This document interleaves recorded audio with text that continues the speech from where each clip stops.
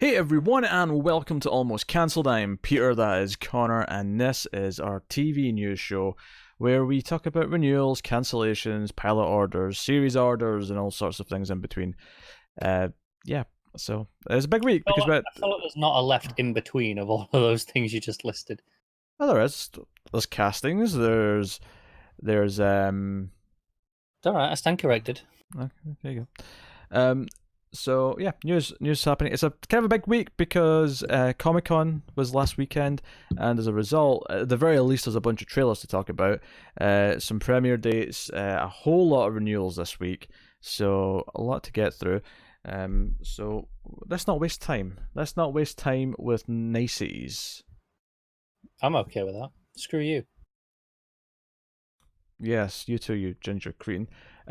So first up, let's start with some good news. Good news. Doom Patrol has been renewed for season 2. And interestingly, it is going to air on both DC Universe and HBO Max in spring of 2020, which, for the record, puts it about the same time as season 1. Yeah, I mean, it's Give or perfectly take. reasonable. Yeah, something in the same range, at least. So I'm happy. So we can just stop here now, and there'll be nothing to upset me. I think you'll like the next one too. Well, okay then. Let's see how long we can keep this going for. Young Justice has been renewed for season 4 of DC Universe. I did know about this. You're right. It does make me happy. Yeah, that's cool. I am definitely more pumped for Doom Patrol. Not because I'm not enjoying Young Justice and don't want more of it, but just because Young Justice at least had its third season.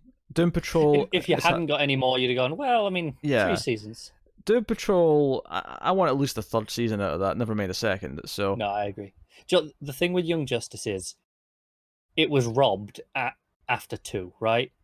And it was like, okay, we needed more. And then you go, okay, it's going to get 3. And there's, in the back of your head, there's okay, maybe they're just giving it the 1 season to actually finish the story. Yeah. Which would have been understandable, but this is even better.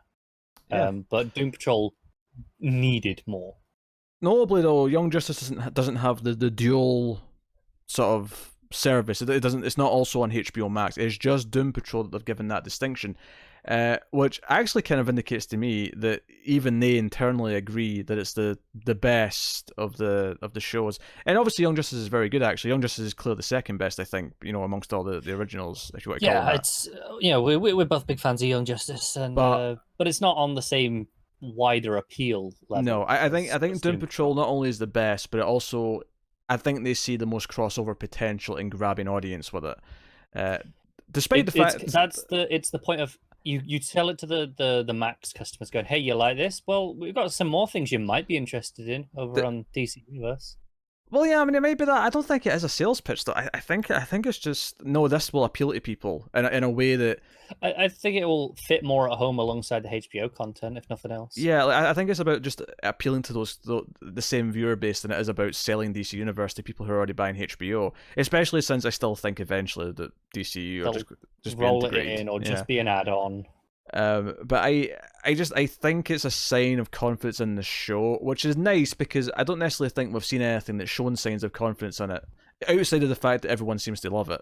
But we were very worried that might be all we got of it. Because it didn't feel, with all the troubles that have been going on, it didn't feel like there was, I mean, even any sort of realistic chance of, okay, this is getting a season 2. It was kind of more of a hope.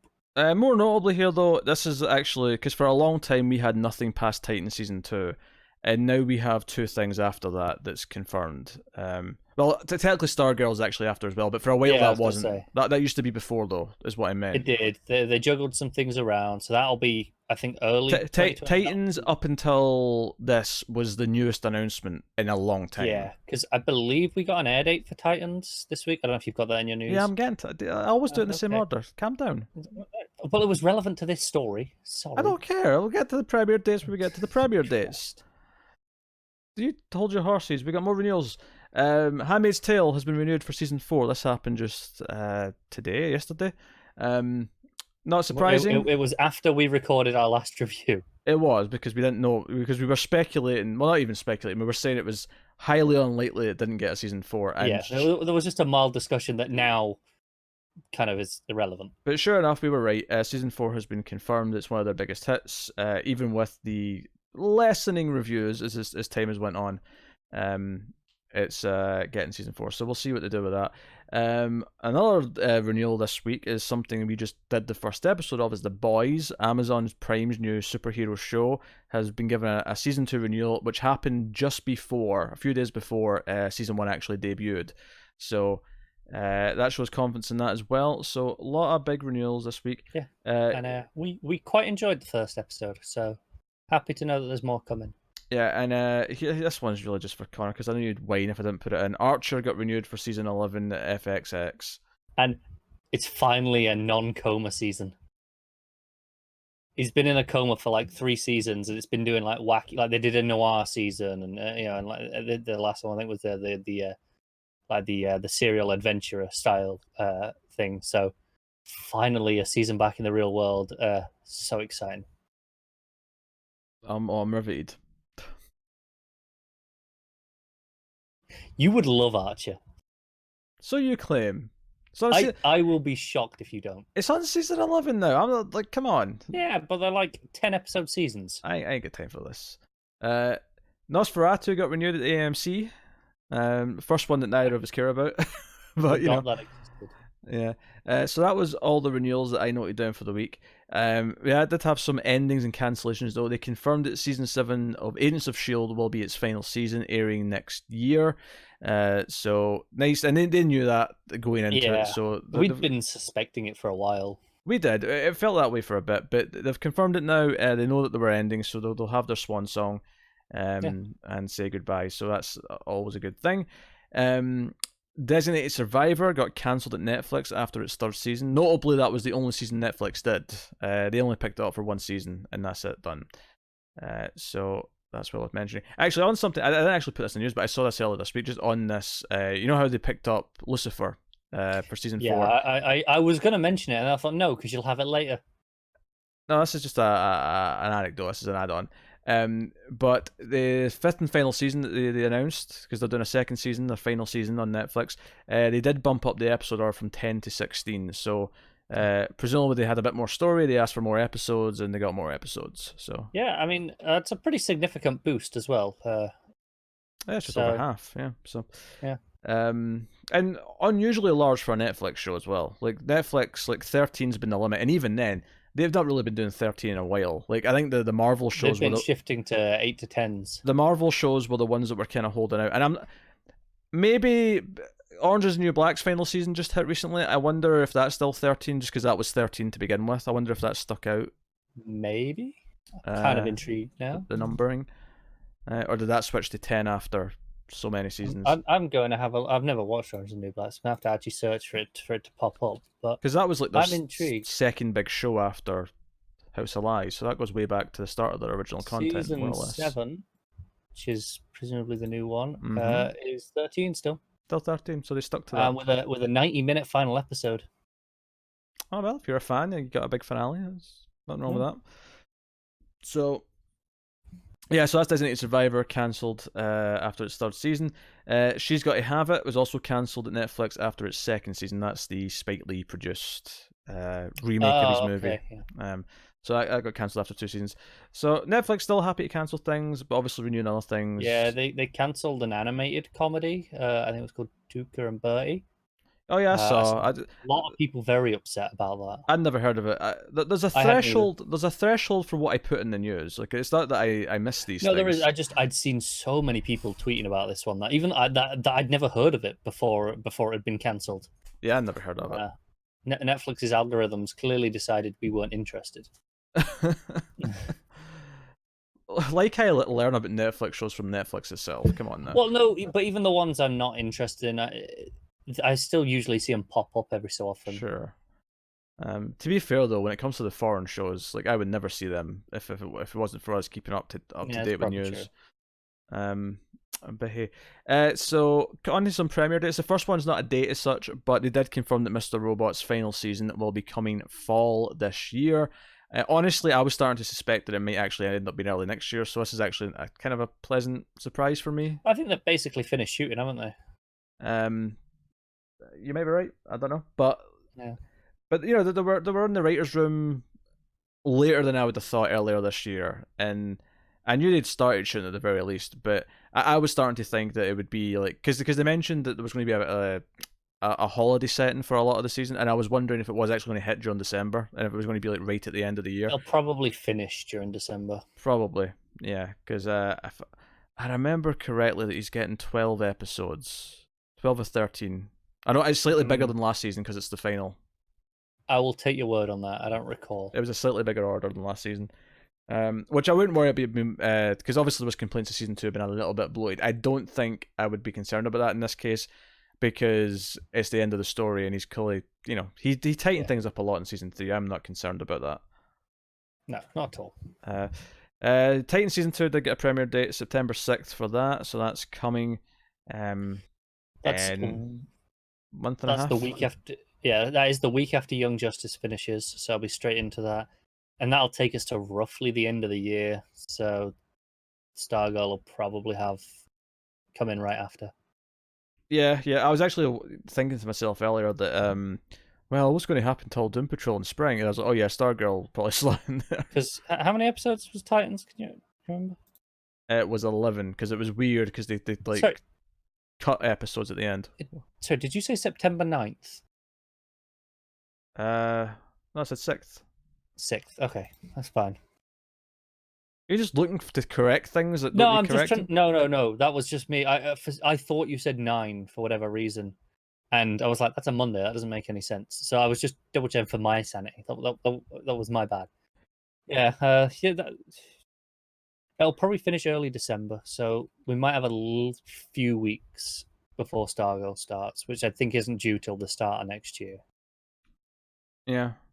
And then the other premiere date we got, which is by far it's not necessarily more exciting than Mr. Robot, but Expanse season 4 is coming December 13th, so that is a Christmas gift. Yeah. All of us thinking they make Shadow drop at Comic-Con. I know. Do you know what that was? Because I said, they were teasing something on the Twitters. It was the release of the soundtracks for season 2 and 3. Oh, that's not a bad thing. They dropped them onto all the streaming services, which I appreciated. They didn't lock them onto just Amazon service, which I thought they might have done. So I'm excited for Expanse, super pumped. There was a trailer, we decided not to watch it because we don't really need to. Yeah. Just to revert a story just a second, because I've just remembered the other thing that will be after Titans finishes, bridging that time to Stargirl, we'll have the Harley Quinn animated show, which I'm pretty sure you haven't seen the trailer for, have you? No. Because you're a terrible person. Yes, whatever. I'm in no rush. I'll see it when I see it. We have a whole trailers section. We do. I didn't put it in the list. It was interesting. Hey, and if you're wondering why there's no Westworld season 3 trailer on the trailer list in a minute, it's because Connor's refusing to watch it. Yes, because I know what Westworld is. I know I'm excited for Westworld. I know I'm going to come. But it's a completely different set, and there's so much new stuff going on. But no, it's Westworld. I know what I'm getting. Because I'm really no. This Harley Quinn is you being just bullshit. Because I'm really Admit curious. You forgot it. Take a break and go and watch it. No, because I'm really curious about this new Nazi setting in the Westworld season 3 trailer. Really curious about that one. We can't talk about it though because you've not seen it. So what was I going to say there? You threw me off track. I had a point to make, and you went on a random goddamn tangent about Harley Quinn. You finished your story, I'm pretty sure. No, I hadn't. I had a thing to add on to it. Speaking of shadow drops, there was a shadow drop at Comic-Con, and it's funny because I was going to try and catch up, having not seen season 3 of Veronica Mars in time for the new season. It became clear as I got closer that was not going to happen. I am glad that I didn't try though, because if I had been doing it and I thought I was on target for when they said it was going to launch, which was the 26th or something like that, I would have been livid because they shadow dropped season 4 of Veronica Mars at Comic-Con 2 weeks early. So yes, I would have been so pissed if I was trying to catch up. I'd been working hard and try to get through those 22 episodes in the movie before the new season, and then they shadow drop it weeks early. I'd have been livid. So I am glad I didn't even try. That would have been so funny. Well, unfortunately for you, I already made the right choice. So, yeah. So it was never going to happen. Them releasing it early meant it was never going to happen. And now you're probably never going to watch it. I mean, I like the show, so I might. Like, it's not... It'll happen at some point when I'm in the mood for it. Okay, if you say so.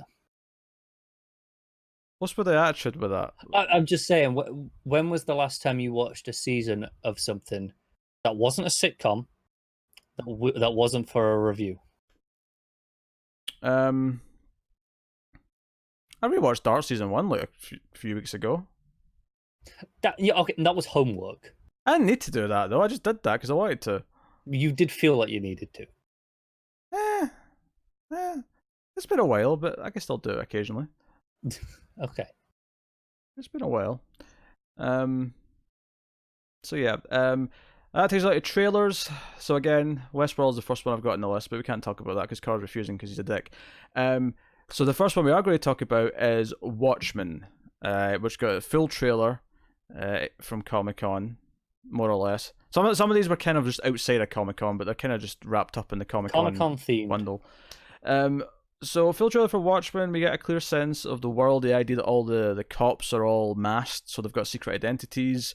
The idea of the blurring the line between the police officers and the vigilantes. Jean Smart's character, very curiously named.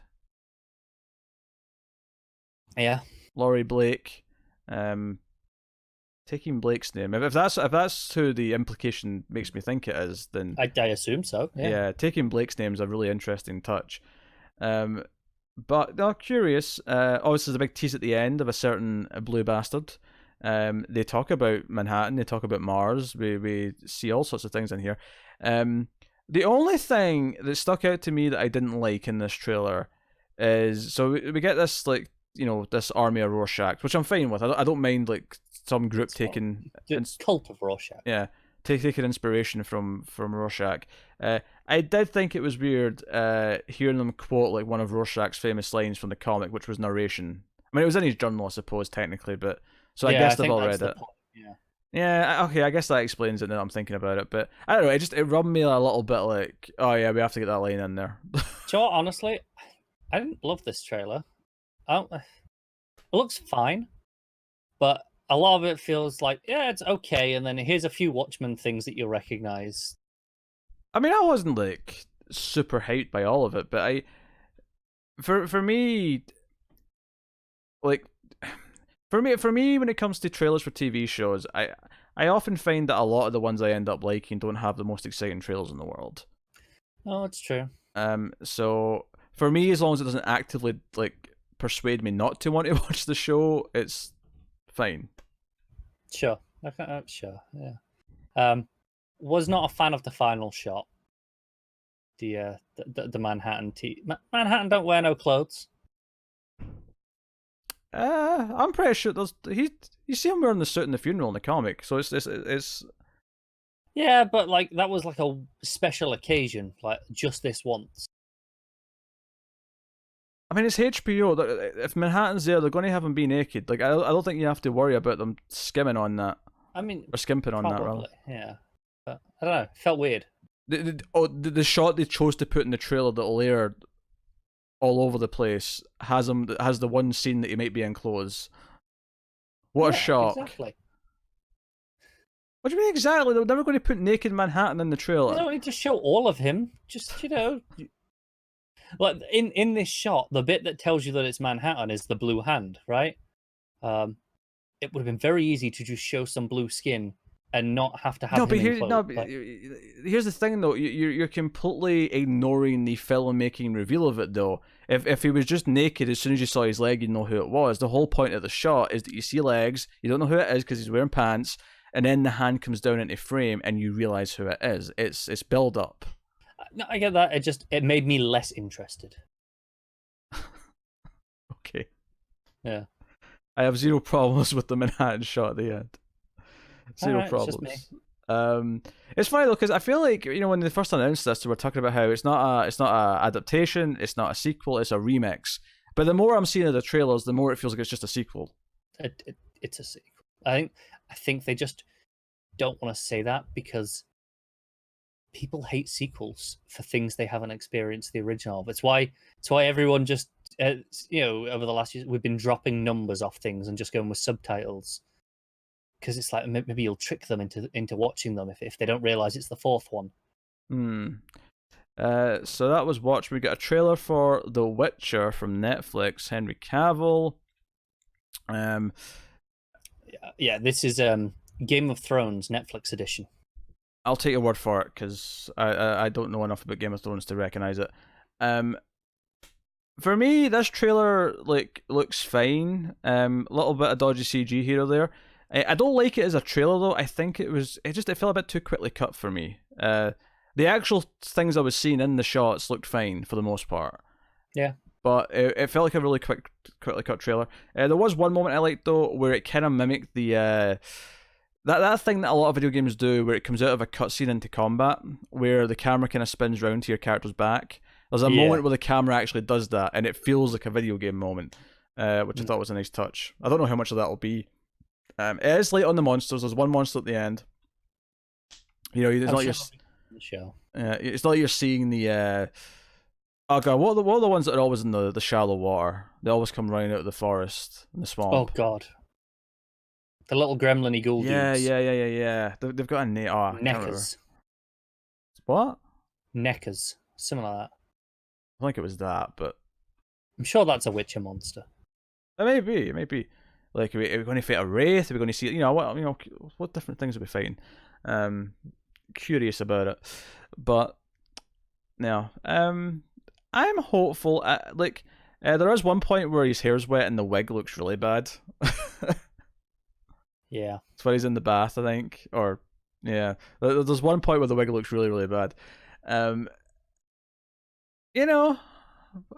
Take a while to get used to his voice, but it wasn't like grating on me like I thought it might. It wasn't terrible, no. So we'll see. I don't know. I feel like I need a better atmospheric trailer. I think one of the big things for me in Witcher is how atmospheric it is a lot of the time, especially when he's out hunting, or when you're out hunting, I should say, in the woods looking for your wraiths or your whatever. I'm curious to see how we deal with some of that. I actually suspect you're not gonna like this show. I think it's going to be too fantasy Game of Thrones for you. I think you're going to hate it after about 3 episodes. That may very well be true. I hope that's not the case, but we'll see. Next up, we had a trailer for Wu Assassins, which is a Netflix show that's coming very soon. So Wu Assassins, it's got the actor from The Raid in it, and he's kind of like gets this like power where past Wu Assassins channel through him. Power of 1,000 monks. That was the phrase. Because he looks into the mirror at one point and he sees like one of the old monks, and like he's just a chef, which really made me laugh because it made me think of Under Siege, because Casey Ryback's just a chef. He keeps saying, "I'm just a cook." Yeah, I thought this looked kind of terrible. Not gonna lie. Yeah, it didn't look super hot to me. It felt a little bit Iron Fist-y in places. It felt like a teenage Iron Fist. The only thing, I'm pretty sure this dude's older than. No, not his teen, but aimed at a teenage audience. Oh sure. Some of the fighting looked like it might be fun, which is probably the thing that is the goal of this show, is to have good fighting. Yeah. It does look like it's going to have Marvel Netflix pacing, which is a weird thing to say from a trailer, but it just had that feeling. Like, I was hearing some of the conversations, I was like, I can see these conversations being long and tedious just in the show itself. That said, it's probably worth checking out a pilot. So, we'll see what we can do. I'm not committing to that. Well, I'll do it on my own then, since you're checking out all the pilots that don't look halfway decent. Because I value my time. Next up, we had the Snowpiercer trailer, which looked a lot like the movie and made me wonder why the hell we're doing a Snowpiercer TV show. Because I'll defend a small amount here. Okay. I suspect a lot of this is from early episodes, like 1 or 2. I think the first couple of episodes will feel a lot like the movie, and it'll feel a lot like the first act of the movie specifically. What? No, that's the thing though. There's a moment at the end of the trailer that feels it's from the end of the movie, and I don't believe for a second that happens in the first 2 episodes. Yeah. Okay. That moment's definitely from the end of the story, which makes me think that the whole season's an adaptation of the movie, which makes me think that all this extra, like, affair romance stuff with Jennifer Connelly's characters, all this tacked on stuff to give her, like, a plot. Yeah, like, that's probably going to be tedious. Through the season. Doesn't look great. They're probably going to be trapped in that back area for the first, like, 4 or 5 episodes. I don't know. I'm just looking at this trailer and seeing that the movie just being dragged out over 10 episodes and just seeing how tedious that could be. And maybe I'll be wrong. Maybe it'll be a fine show. There's nothing in this trailer that's making me nice, especially since I enjoyed the movie well enough, but I think it's very overrated. So because of that, I'm not super like on board with it. I think partly even though I like sci-fi B movies, I think the premise is just kind of silly, which would be fine if it didn't take itself so seriously. But that movie takes itself very seriously. It does, but that is not a problem for me. I just don't think this looks like it looks a little bit cheap, to be honest. This show. Yeah, well, it's on TBS. I mean, yeah, but I feel like it's going to be a step down from the movie, which I enjoy more than you. Don't get me wrong. This is the same network that brought you the hit television show Angie Tribeca. Hey, TBS have done probably something good. Oh, speaking of, actually, in the Blue Assassins trailer, there was a blink and you'll miss it. A blink and you'll miss it. But Summer Glau was in there. What do you mean blink and you miss it? She's in like 3 bits of the trailer. The only one, I also the scene of her kissing the woman. That's the only one I noticed her in. Oh, she was in a few others. So, yeah, it's yeah. But anyway, she was an angel, which of course was the spin-off of the hit television show Buffy the Vampire Slayer. Honestly, I'm surprised you used Summer Glau as your link. The start of that trailer when it's like, oh, there's a chosen one, and you know this power, I was like, nah, because it was making me think of Iron Fist. It was making me think of that as opposed to. I was convinced Slayer. You were going that route when it's. I groaned when I watched that first 20 seconds of trailer. I was like, oh god damn. Then Summer Glau show. I was like, all right, he's got 2 routes. Yeah. I've got 2 routes. So yeah. Not pumped for Snowpiercer. Probably check out a pilot. These seem like reasonable first episode things to cover, even if they're maybe not likely to go much further. And then the trailer I've left for last, because there's some news to follow on from it afterwards, is the full trailer for Picard, which we got at Comic-Con. Very fan-pleasing trailer, especially for long-time fans. There's a lot of stuff in here to get them excited. To a fault.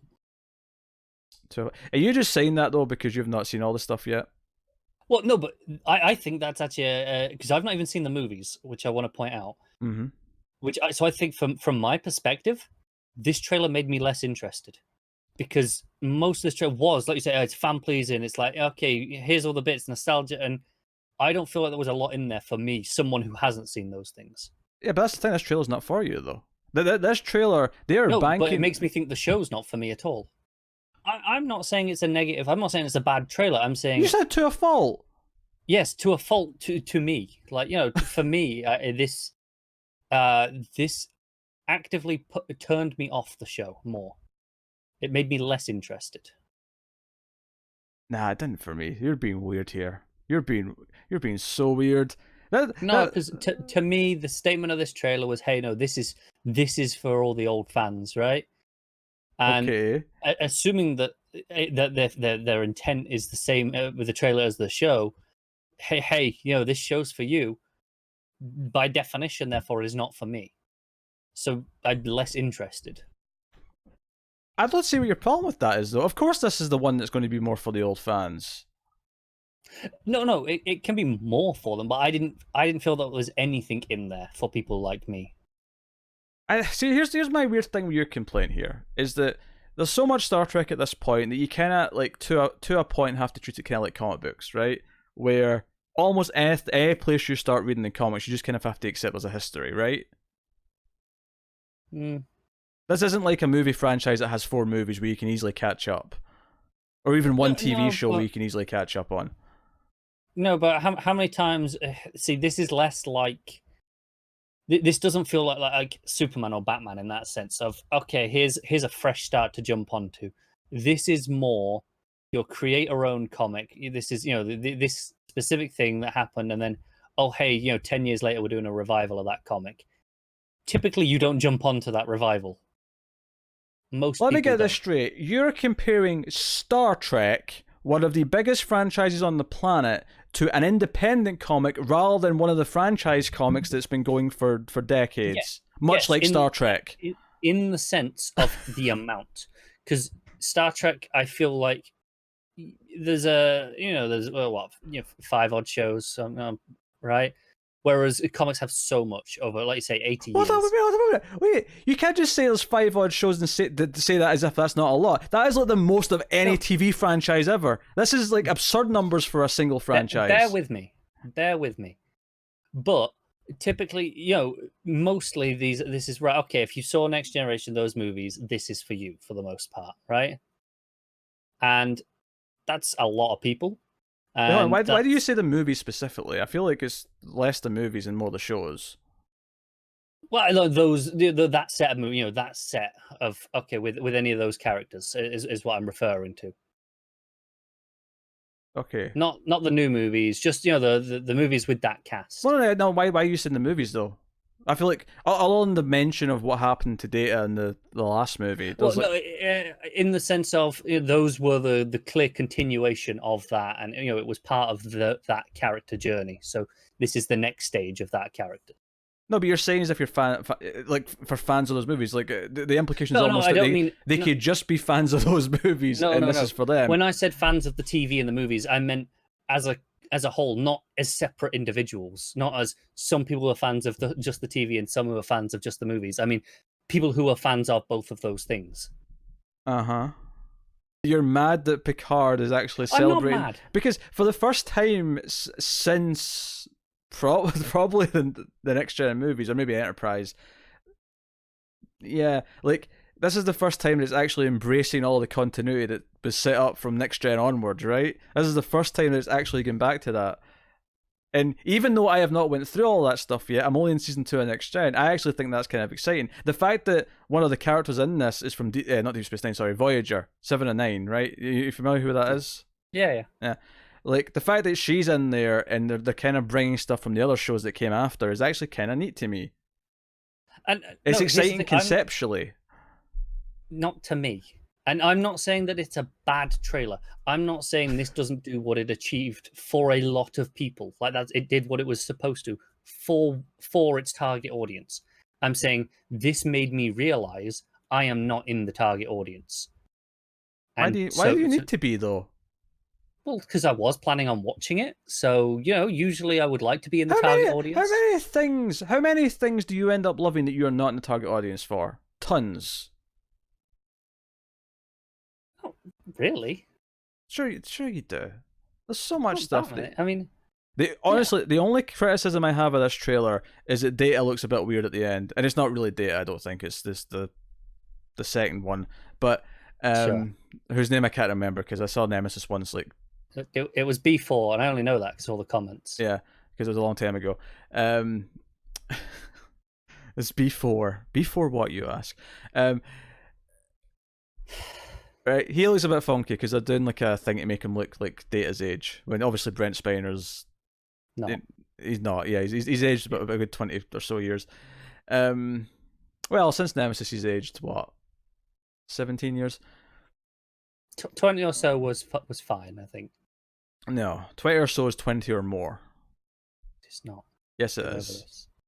This trailer was really good. This trailer set up what the plot's going to be this season, which is you've got this mystery girl, which is clearly going to tie into the Borg in some way, because the big Borg cube thing was there. And again, not having seen all the Borg stuff in the show yet, but having seen First Contact, I have vague knowledge of some of this stuff, but not in depth. Again, when I got to that, I was like, I'm assuming that's something because of the way it's shot.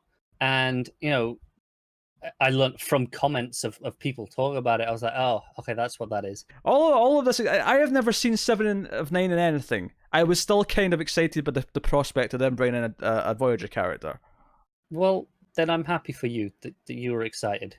I think it'll be fine. There's so many new characters here. This trailer clearly is focusing on and hell, the next part of news we've got is that not only do we have Brent Spiner back, not only do we have Jerry Ryan, who plays 7 of 9, back, we also have Frakes back, and we have Surtis back as Riker and Troy, respectively. So they're going to be there. They also mentioned Jonathan Del Arco, who will appear, probably reprising his role as Borg Hugh from Next Generation. Well, in the trailer, not something I'm familiar with, but clearly, obviously, something that's going to pop up. Now, I am all for this going deep on continuity. It actually excites me way more. Fair enough. So, you got the engage in there, and so on. Definitely still a little bit actiony compared to what Next Gen is, but I guess that's just the time we live in now. J.J. Abrams meant that everything has to be at least a little bit actiony on Trek. We can't just have the debates anymore. Pretty much. So, that's what it is.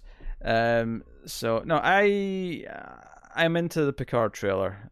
I think there was a risk that it was going to feel really disconnected, and I think that's actually why I like the fact that they're bringing cast members back, that they're tying it into other shows in ways that I wasn't expecting, is because I almost thought they were like, okay, we're happy to get Patrick Stewart back, but we're too ashamed or worried about connecting to old things to actually want to bring other things back. In the same way that, sometimes when they do the nostalgia sequel, they've got the one star back, but they'll have none of the supporting cast back, so they have to kind of write it around the idea that the character's so separate from everything. Whereas this feels like, no, this is celebrating all of it. We're doing everything. So Picard looks... I mean, I don't know if I'm not going to go out on the limb and say it looks like it's going to be good necessarily. I could definitely see it. Nothing in the trailer necessarily proves or disproves that the rating's going to be up there, or it's not going to fumble in other ways. But as a promise to actually celebrate Star Trek's history, particularly Next Gen onwards, it seems like it's hitting those points for fans. So, and then sticking with Star Trek news, we have Star Trek Discovery Season 3's added David Ajala to the cast. He played Manchester Black on Supergirl last season. I recognize the name. So he's a regular on Season 3. He's going to play a character called Cleveland Booker, or Book. Book, you say? A book in space. What does that remind me of? I don't know, but you've already gone this route, so can't do it again. It wasn't this route. I went through Angel. Summer Glau was on Angel. I referenced Angel. Did you go to Angel? Okay, fine. Yeah. She was on an episode called Waiting in the Wings. No, I'm not disputing that. I don't actually listen to half of you when you get to this stage of your referencing. So I just assumed you went through this. You knew this was coming, didn't you? Oh, yes. Book, of course, was a character on Firefly, which was created by Joss Whedon, who also created the hit television show Buffy the Vampire Slayer. So... You know what's really funny? Uh-huh. Your audio, for me, cut out for a second there, right as you were saying the title. Just, the internet gods do not want me to have to listen to it. I don't care. The audience will hear it. It's fine. So also announced is that there's going to be more short treks. 6 of them specifically. 2 of them are going to be animated, which we kind of knew about before, but they're we've got a full announcement here. So 2 will be animated. 1 is going to be a prelude to Picard, and then the other 3 will be presumably Discovery related. One of which will actually be the Enterprise, and will have Pike and Spock and their set. I still don't believe that they just built that set for a short, though. I feel like there's something more coming from that. Probably, yeah. Well, I don't know what it is yet, but something's happening with it. So that's cool. They also teased that Tribbles would make an appearance in one of them, so there'll be a Tribbles short. Yeah, I think that might be the Giacchino one. I think they said. I can't remember reading that. Giacchino? Yes, the composer. He's directing one of the shorts. Okay, he's directing one of them. Yeah. Okay. Yeah, we spoke about this before. So next up, to move away from Trek, although this is not actually that far away from Trek, the Orville feels worth mentioning that they're moving from Fox to Hulu for Season 3.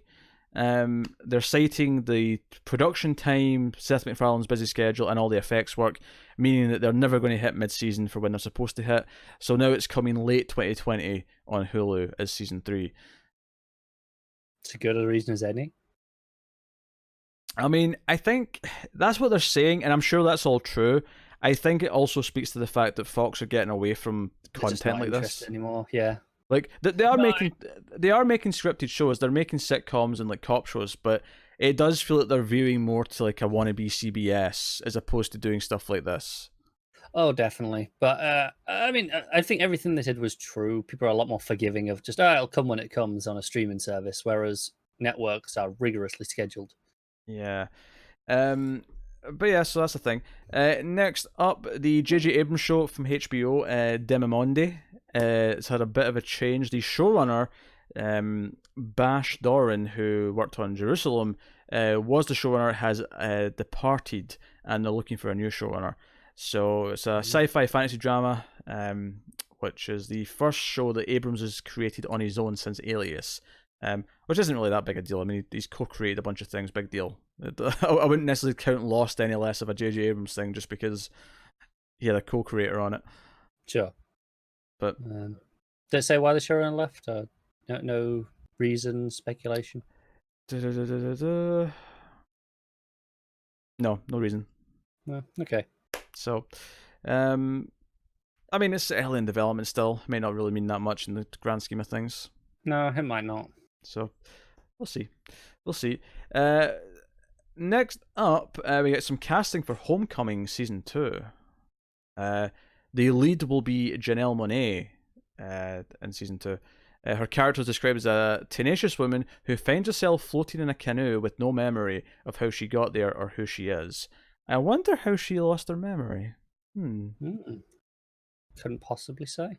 If you've seen Season 1, you've got a good idea. So that's intriguing to me that we're going to have a new cast, but we're going to deal with the effects of what the world was doing, what the company was doing in Season 1. Yeah, what Homecoming actually was. Yeah. So I'm intrigued by that. So Julia Roberts is still producing the show for Season 2, but of course will not be in Season 2. Yeah. So interesting bit of casting. I think Esmail's still directing it all, right? No, he's out. Is he not? Yeah. Oh, okay. Yeah, that was news we had a while ago that he's having. I saw him tweeting about this quite a bit during the week, so I assumed he was still more involved. I mean, obviously, I assume he still wants to support the show. He's obviously still. Must be, yeah. I think I just assumed he was more involved. Possibly still producing in some capacity, maybe. But could be, yeah. Yeah, he's not directing. I do wonder if they'll get an interesting director. I wonder if they go for another like director to do all the episodes and someone that maybe has a name. I feel like if it's not, the show is going to lose a lot of what it was.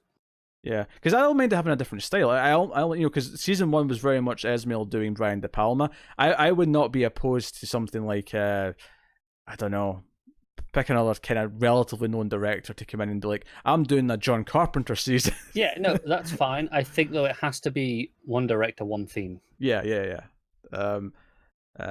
Or do they get a director who can just mimic the style from Season 1? Do they want to keep that going? I don't know. Maybe. Do we get some other weird aspect ratios like Season 1 had? I hope so. That was a lot of fun. When the moment where it clicked of what they meant is still one of the best TV moments from the last year and a half. That was a fantastic moment. All right. So next up, some casting for the Haunting of Bly Manor, Netflix's second haunting season, and it's the second actor who's returning from the first season as a new character. Okay. So Oliver Jackson Cohen, who was recently cast as the lead. Well, not the lead. Elizabeth Moss is the lead, but the titular Invisible Man in The Invisible Man. He has been cast in Haunting of Bly Manor. He was the youngest brother in Season 1. Second season is based on the turning of the screw. So, no, it's interesting. He's going to play a charming young man named Peter in Bly Manor. However, any more specifics are being kept under wraps. I think it's interesting though. They're clearly showing they're willing to just use actors again from the previous seasons. Like, it's a true anthology in that sense. Yeah. We're like, no, we can just use them again. Why not? Doesn't matter. I feel like after you use them in 2 seasons, you gotta kind of just use them in all of them, right? It depends if they get more. I mean, I know Mike Flanagan. There's a couple of actors in Season 1, not the 2 that have been cast in Season 2, admittedly, but there was a couple of actors in Season 1 who he'd brought back from movies that he'd done. You know, the lead actress from The Hush was one of the sisters. The actress from Ouija: Origin of Evil was one of the sisters. The kid from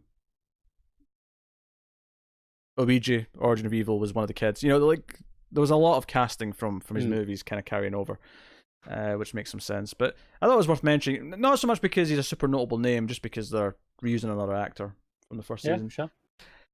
So on to some new shows then. HBO Max has ordered a comedy pilot starring Jessica Roth from Happy Death Day 1 and 2. She's also executive producing. It's called Delilah. Roth will star as the title character after a life-changing event. Delilah's first step towards getting her or putting her life back together is to introduce herself to a complete stranger who may or may not be her real father and his family. Not a lot to go on in terms of the tone or. Yeah, I have no idea what to expect from a HBO Max comedy. The only thing I have got going for this is I like her. I thought she was good in those movies. Sure. So that's all I've got. And she was quite funny in them as well, to be fair. So just to specifically relate it to what this is. Yeah. So, yeah. Who knows? But again, who knows what a HBO Max comedy's like. Speaking of, HBO Max have put in development Drama Queen, a half-hour dramedy based on a TV Line co-founder Michael Ozel's childhood. The project comes from J.J. Abrams' Bad Robot and Warner Bros. Television. The single-camera Drama Queen is set in the 1980s and centers on a closeted TV-obsessed teenager who copes with the harsh realities and relative mundaneness. Mundanity, surely. Well, I think that's what it's supposed to be. That's not what it says, though. Yeah, no, I'm not criticizing you. I'm criticizing them. I would say mundanity. If I was writing this sentence. Yeah. Anyway, of a small town in New Jersey by escaping to an alternate soap opera universe of his own creation. So it sounds like it might have like an alternate world in his head that it goes to. It sounds a bit higher concept. The dramedy kind of tells you a little bit more about the tone, perhaps, than the previous comedy. It doesn't sound like it's for me, going into a soap alternate reality. Yeah, it's not appealing to me either, but like, it sounds like it's a really specific idea, so I kind of appreciate the pitch on that sense, where I'm like, sure. I get the idea of what this is. Yeah, it's not like this is going to be bad. I mean, it might be, I don't know. We have no idea yet. I just don't think it's appealing to me. Yeah, and then Amazon's developing a series inspired by the true story of a man who sold shares of himself to investors. In a competitive situation, Amazon has landed the project currently titled JNNA. It is described as a half-hour comedy about the next big investment craze, humans. It is inspired by Mike Morrell, who decided to sell 100,000 shares of himself at $1 a piece in return. In return for the investment, shareholders got to vote on decisions he made with his life. Presumably, if they make him successful, then these shares would go up. I would assume. Why not? 100 grand though. That's a tidy sum to start with to get your life going there. But they'll probably make you blow it in the space of about 3 days. Yeah, and then it'll be their fault. He's not held accountable then. Yeah, that's true. He's done what the shareholders asked. Do you think the police will accept that answer? I'm not accountable. They made me do it. Well, it depends what they make him do. If he does something illegal, sure. But I don't think he's committed a crime by taking their money and then doing what they said. No. I was just, the implication being that they'll make him do something, and then that'll be his excuse. I didn't hear about this story. I'm assuming the appeal is that they could like make someone successful because they think they're a bunch of geniuses. Probably. And they should have a say on this guy's life. Series comes from Amazon Studios and Sawyer Pictures Television. Andrew Guest will serve as writer and executive producer on the project. So that's JNNA. Next up, another comedy. James Corden has set up an animated comedy at Fox. Your favourite? It's called Dead Henry. It's described as a buddy comedy set in the limitless but strangely familiar world of heaven, where Henry searches for the meaning of life in the afterlife. Cordon's going to executive produce and pitch. It doesn't say he's going to write it. It says he's going to do the story, so I guess he's not writing the scripts. He's just as long as I don't have to hear his bloody voice. Oh, he's going to end up voicing. I mean, they're not said that here, but I bet he's going to end up voicing someone. He has one of those voices where I hear it and I just want to punch him.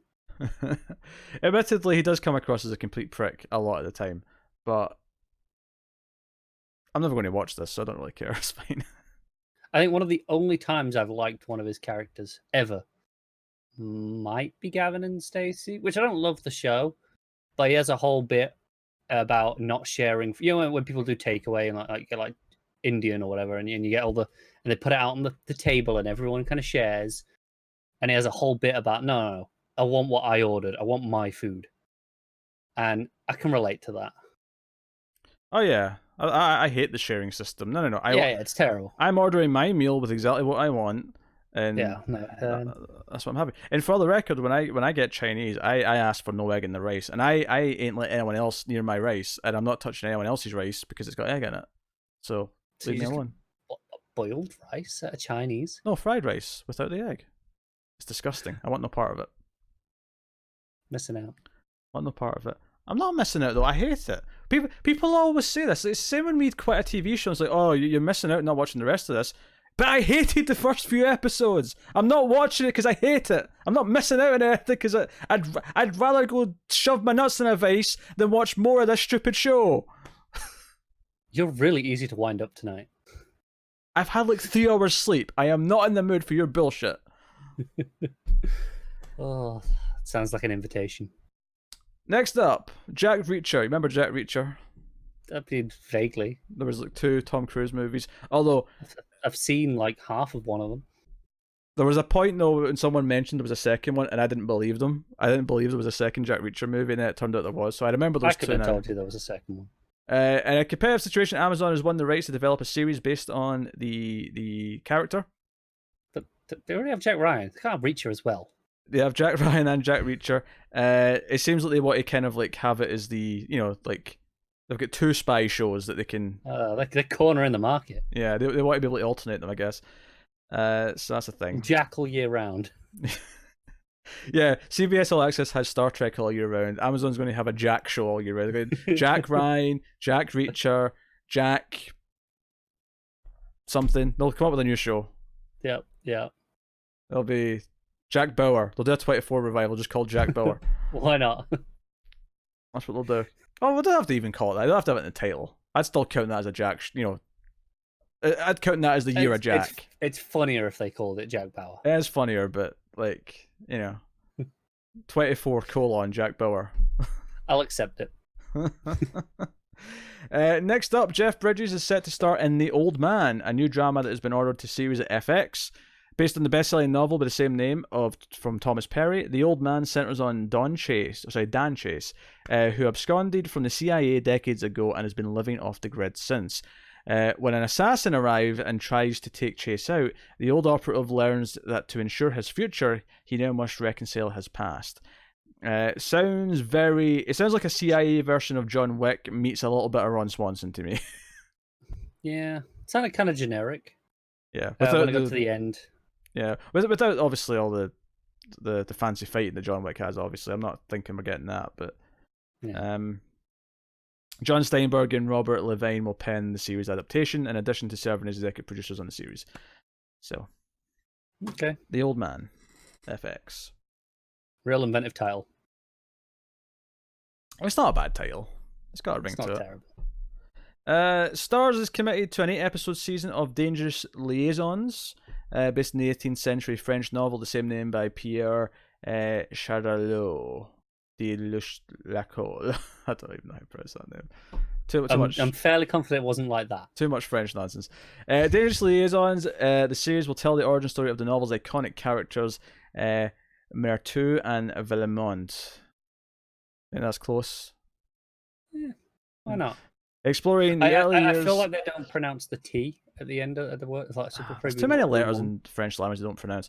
Exploring their early years when they meet as passionate young lovers in the slums of Paris. Call the Midwife writer Harriet Warner will write, showrun, and executive produce the show. I've seen about 6 minutes of Call the Midwife, so I'm not interested. Fair enough. I can't say I was particularly excited by the prospect of it either. I don't know. To be honest, nothing about it sounded a bit that interesting. But I mean, maybe if they'd thrown some amazing talent there at the end, I'd have gone, oh, maybe I can be interested all of a sudden. But it was someone from Call the Midwife, so yeah, I'm good because not enjoyable. Oh man, sweating so much tonight.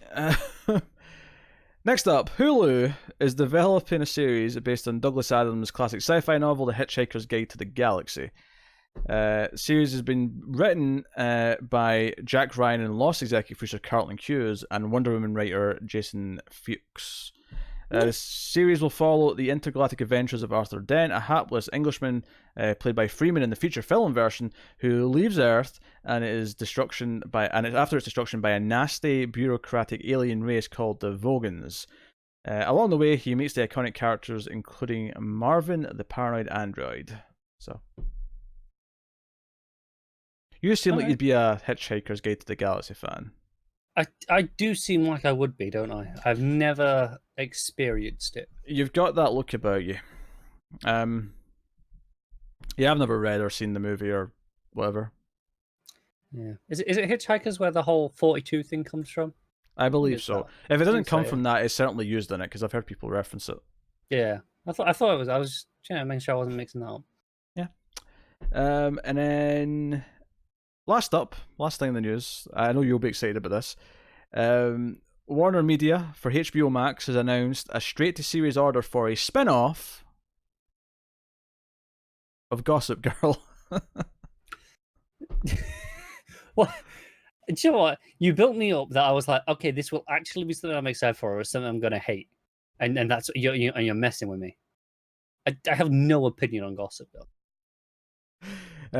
Rumors of a Gossip Girl reunion have been circulating for a while, but this new series won't focus on the adventures of Serena van der Woodsen. That was a character's name? Jesus. Was that Blake Lively's character? Was that her? Why are you asking me? Do you know, I had never even heard of Gossip Girl until she was in Green Lantern, and like they mentioned, it's her from Gossip Girl, and I'm like, what the hell is Gossip Girl? I've never heard of this show. I literally never watched a single second of Gossip Girl. Oh, and the second character they mentioned here is Blair Waldorf. Again. Waldorf. The offshoot is set 8 years after the original show's finale. I assume it's about 8 years since it ended. Gossip Girl ended in 2012, so assuming this is coming next year. Yeah, it would be. Yeah. Close enough. Even if it's a year after, it's close enough at that point. Yeah, I mean... And it'll follow a new generation of New York's private school teens who are introduced to the social surveillance of the Gossip Girl site. The show will explore how much social media and the landscape of New York itself has changed in the intervening years. So they got Snapchat now. Pretty much. The original Gossip Girl, which ended in 2012, it was in the article at the bottom here, had 6 seasons on the CW. It was based on a young adult novel series by Cindy von Zygasar. My God, sorry. Cecilia von Zygasar. She's even the I have a question. How was Blake Lively getting away with playing a teenager? Why would she? She's like in her 30s now. Yeah, but you go back 7 years. She's, at the end of the show, she'd have been. At the end of the show, she was like 25. Yeah, so she'd have been like 19 when it started. That's normal for teenage casting. She may have been in college by the end of the show. She'd have been 20 at the start of the show. Again, that's still normal for teenage casting. Well, maybe. Still. 20 to 23 is pretty normal. I mean, I'm pretty sure Tom Welling was like 24 or something like that when they cast him in Smallville. Probably. But, I mean, he looked stupidly old at the time. Yeah. Yeah, that's not weird casting. That's like, because if I I'm not just doing this for the reference, but just to go to Buffy, which is my go-to for teen castings here. Sarah Michelle Gellar was 18 when they started shooting Buffy, but I think Nicholas Brendan was like 20. So I mean, that's kind of your typical range of what the casting would be. So yeah, it's normal. I assume though they weren't still in high school by the end of the 6 seasons. I assume they moved to college after. I mean, you're asking the wrong person. 3 seasons or whatever. But yeah, so Gossip Girl spin-off. Not for us, obviously, but I felt it worth mentioning. Yeah, sure. That has been the TV news. You can let us know what you thought of the news items in the comments below. You can like and subscribe, all the usual things. You can get us on the Twitters at mailed_fuzz for channel updates. If you want to support the show, you can head over to patreon.com/mailfuzztv, where you can support us for as little as $1 per month, get some bonuses, get some extras, get some stuff early. So go and have a look-see. You can, of course, check out other content we're doing, and on that subject, what we've done this week. We did do the first episode of The Boys. We mentioned that earlier. That's already up. We, of course, did an episode of Handmaid's Tale, did an episode of Agents of S.H.I.E.L.D., did an episode of... What else is earlier in the week? I feel there was something else earlier in the week. There probably was. This week has gone on forever. I can't remember. But anyway, so all these things coming soon. We do have Mindhunter, we have Dear White People, we have Glow, we have all these things. Pennyworth's next week. Pennyworth next week. There you go. So we got all those things going, and worth mentioning that Legion's still ongoing as well. So lots of things going on right now. So do check a lot of it out if you're interested in any of those shows and all the other content we do. But otherwise, that is us. So thank you once again for watching or listening. We always appreciate it. Keep watching TV, guys. Have you got any vanilla?